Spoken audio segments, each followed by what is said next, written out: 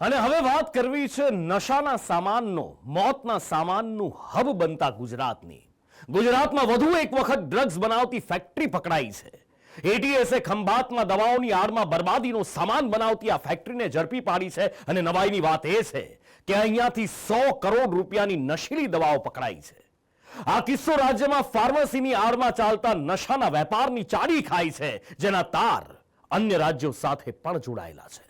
આણંદના ખંભાતમાં આવેલી આ એ જ ફેક્ટરી છે જ્યાં દવાના નામે બનતો હતો બરબાદીનો સામાન. ફેક્ટરીનું નામ છે ગ્રીન લાઈફ ઇન્ડસ્ટ્રીઝ.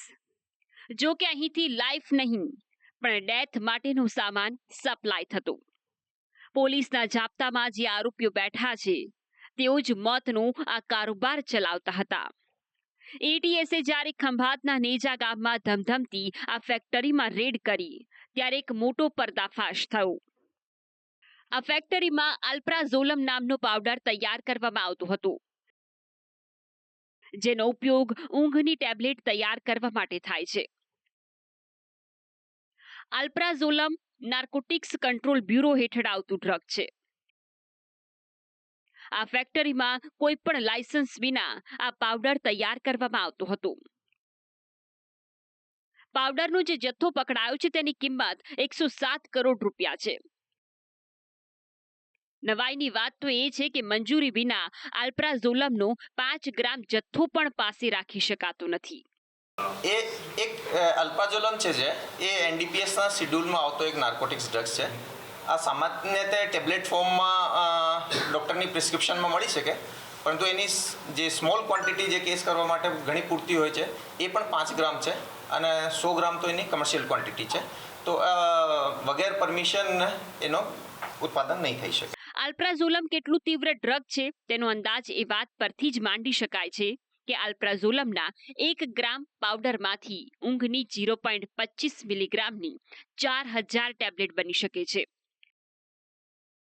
ઊંઘ માટે વપરાતી આ ટેબ્લેટને તબીબ પ્રિસ્ક્રાઇબ કરે તો જ ખરીદી શકાય છે. બજારમાં 0.25 mg અને 0.5 mgની ટેબ્લેટ મળે છે. જે 107 કિલો અલ્પ્રાઝોલમ પાવડર પકડાયો છે તેમાંથી 42 કરોડ ટેબ્લેટ બનાવવાની આરોપીઓની તૈયારી હતી, જેની કિંમત 107 કરોડ રૂપિયા જેટલી થાય. આરોપીઓએ નેજા ગામમાં આવેલી ગ્રીન લાઈફ ઇન્ડસ્ટ્રી નામની ફેક્ટરીને ભાડે લીધી હતી. અહીં જોબ વર્ક પર અલ્પ્રાઝોલમ પાવડર તૈયાર કરવામાં આવતો હતો. સમગ્ર કાંડનો માસ્ટર માઇન્ડ છે અજય જૈન, જે મૂળ મધ્યપ્રદેશનો છે અને નાર્કોટિક્સના કેસમાં અગાઉ પકડાઈ ચૂક્યો છે. પાવડરમાંથી ટેબ્લેટ બનાવીને તે ટુકડે ટુકડે મધ્યપ્રદેશ વેચવા માટે લઈ જવાનું વિચારી રહ્યો હતો. અન્ય 5 આરોપીઓમાં વિકાસ મકવાણા, લાલજી મકવાણા, રણજીત ડાભી, હેમંત પટેલ અને વિજય મકવાણાનો સમાવેશ થાય છે. રણજીત ડાભી કેમિકલનો વેપારી છે, જ્યારે બાકીના આરોપીઓ કેમિકલમાં અભ્યાસની ડિગ્રી ધરાવે છે.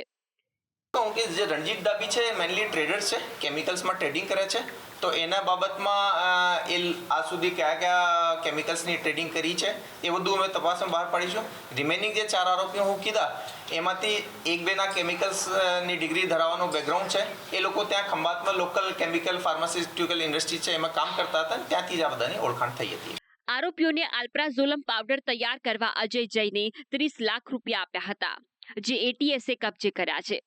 આ સમગ્ર કાંડમાં ફેક્ટરીનો માલિક હજુ એટીએસના હાથમાં નથી આવ્યો. વધુ તપાસમાં સામે આવશે કે નશીલી દવાઓનો રેલો ક્યાં સુધી લંબાય છે અને તેમાં કોની સંડોવણી છે. આ દરમિયાન ગૃહ રાજ્યમંત્રી હર્ષ સંઘવીએ આ ઓપરેશન પાર પાડવા બદલ એટીએસને અભિનંદન પાઠવ્યા છે. 107 કિલોથી વધારે અલ્પ્રાઝોલમ પાવડર જપ્ત કરવામાં આવ્યો છે. આરોપી જેને આ મેન્યુફેક્ચરિંગ એટલે કે જોબ વર્ક માટે જે ભાડે લીધેલું છે તેમને પકડવામાં આવ્યા છે અને એની ડિટેલ્ડ ઇન્ક્વાયરી ચાલી રહી છે. આ એટીએસનું ખૂબ સરસ અને સફળ ઓપરેશન છે. હું એટીએસની આખી ટીમને અભિનંદન આપું છું.